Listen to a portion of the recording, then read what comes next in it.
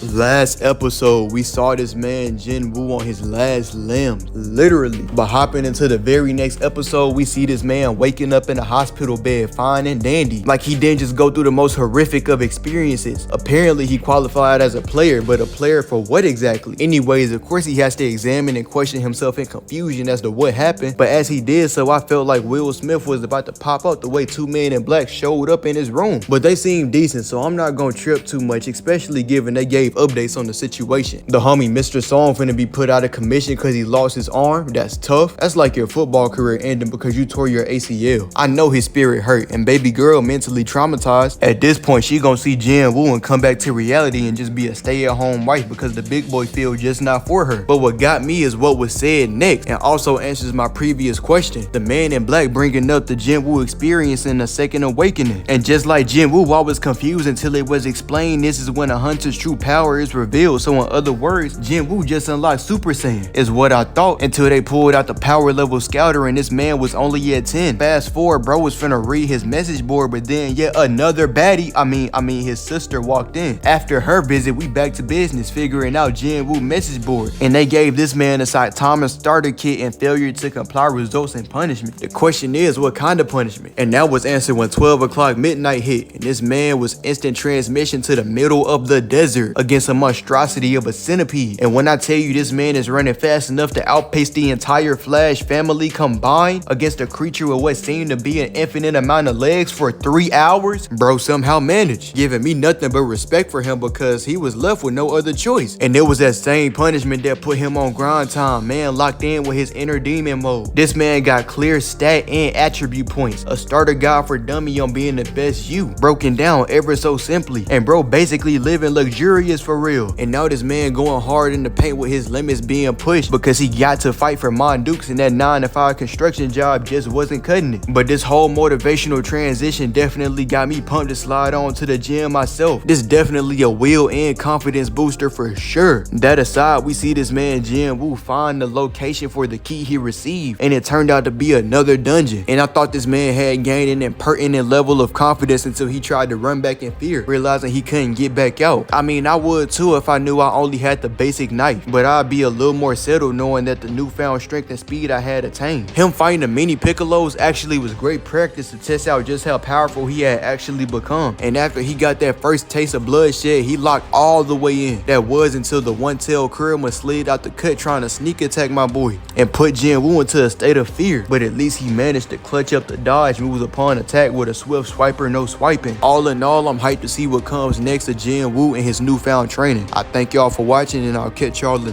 next video.